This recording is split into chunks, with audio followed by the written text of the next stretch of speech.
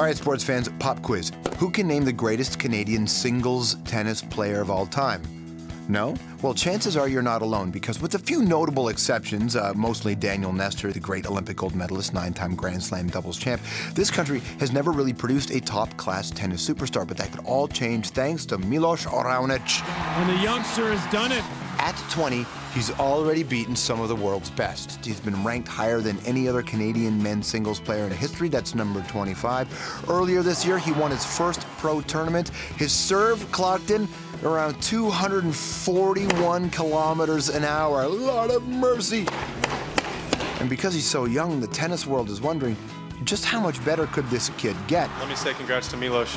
Coming from an old guy who's seen a lot of players, you have a very, very bright future. Now, he may not play the traditional Canadian sport, but he does have the traditional Canadian story. Born elsewhere, Montenegro, moved to Canada when he was just 3. His folks are both engineers, but they were willing to let Milos pursue his passion on the court. I want to achieve more, and I'm hungry to pick up more wins. Right now, that decision seems like a good one, but Milos has got his work cut out for him. He struggled with injury this season, and as Britain's top ace, Andy Murray, could tell him, it's not always easy being your country's top tennis hope.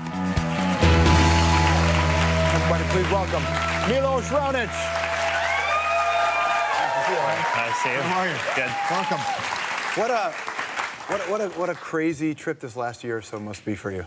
Yeah, it's been a big change. It goes from playing in front of 20 to 30 people, getting to play in front of a few thousand, and getting this kind of recognition coming home, getting to do shows like this. It's a lot of fun, and on top of it, I'm doing what I love, playing some good tennis and just getting better and progressing. Is it, you know, athletes, high-level athletes often say that they do their best to kind of just tune out what's happening around them in terms of a crowd.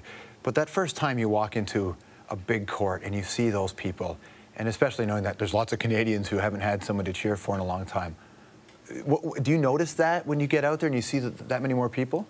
Yeah, you notice it the first few steps. I remember the first few times I was in that situation, I really never looked up above the sponsor boards, just sort of to keep my head into it. And now it's sort of become a familiarity. I look around a bit. I have my team I look to most of the time, but I look around, you see a lot more Canadian flags coming out. So having this kind of support, also being young and on the tour as a fresh face, even in places far away from home, I still get a very good amount of support, and it's a lot more fun. And it's fun being in these kind of stages, because as a kid, when you watch tennis on TV, they're playing sometimes on 10, 15 different courts, but you're watching only the big stadium court. It's the only one televised, and it's the one you want to play on. It's the one you work so hard to be in that situation. So it's a lot of fun to be there and to be experiencing these kind of things. You hear these stories about athletes, and a lot of times you hear that the parents push these kids, and almost to the point where the kids didn't even enjoy it anymore.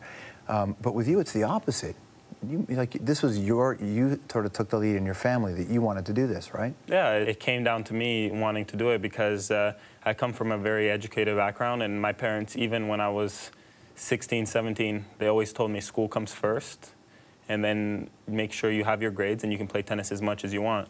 Yeah. So they were helping me, and if I wanted to play a tournament somewhere, they'd be the first ones to offer to drive me anything. What's a moment like then when you're highly educated parents and the expectations, grades, when you used to tell your parents, hey, look, I got this great scholarship offer, but I'm going to turn it down because I'm going to play pro tennis? Yeah, it was I think they put a front on me for me, but I think now I've heard it more times than them when that decision was made, that it wasn't the easiest for them to accept, but they're very supportive about it. They made me understand what it takes and how I still needed to keep doing school, and I still did. And they always made me understand sort of not to take granted the tennis part, because it is so short and there is a life after tennis. But it's amazing. It's something very special, and to be able to say you're one of the best at something worldwide is amazing, and it's something I want to just keep working up. And there's a lot of things that are difficult about it, but the thing is, these things never feel like work. What's difficult about it? What are the challenges? Traveling 42, 43 weeks a year, flights, and changing weekly, especially for me, this being my first full year on tour.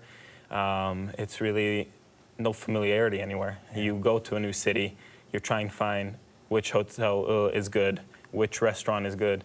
you'd never get to clear yourself and just relax completely mentally. You're in a unique position for a Canadian athlete because you have two countries that really put a lot of pressure on you, between Montenegro and Canada. How do you feel like you're representing two countries when you're out there? Yeah, it's amazing, but people know that it's Canada beside my name, and that's a great feeling and aspect. And Canada has been such a warm place from giving me this opportunity and giving me these possibilities to play tennis, start tennis, and then keep it going, and now be able to represent Canada in a big way and try to just keep the sport growing in Canada. The one thing my father always told me is, don't compare yourself to another Canadian tennis player. It's no disrespect to them, but I wanted to achieve something bigger. And if you understand that maybe somebody else is doing 6 hours of work, you can step out, do 8, because probably somebody in another country is going to do 8 or 9 hours of work. So it's not that direct competition with other Canadians. I just tried to keep it a worldwide thing, and I never tried to put any limitations on myself when it came to the amount of work. Obviously, I would understand through injuries and stuff, but I really wanted to reach my own potential and my own limits, and I wasn't going to let anything else stop me short of that just because I was thinking, he does this much, this is how much I should do. Right. I always believed this is how much I need to do to be the best I can be. We hear so much that sports is between the ears, right? And I know how you'd practice your serve and how you would, your volleys, and there's all these physical things you can do, but how do you work out your brain? How do you work on the mental aspect of the game? You try to learn. I've had a lot of matches I've lost because of my head, and you just try to learn. You learn a lot more from losses than you do from wins. Well, how does your head help you lose a match? Yeah, you can get so frustrated at one point it becomes self-destructive. You have no clarity. You don't see what your opponent is doing or what you need to be doing to your opponent. You miss these kind of little things that can make such a big difference, and at one point you're just hitting the ball without the thinking, and that can only get you so far. And really, when you lose so many times because of this, and you know it is because of it, especially when you get close, and the feeling is the worst, knowing you should have won, right, and you could have won. And these are the moments you learn from the most. So as the season starts again in January, no doubt you're already training for it, there will be expectations on you. You kind of snuck up on a lot of people on the world stage previously. Now you won't sneak up on as many people. What's that headspace like, knowing that?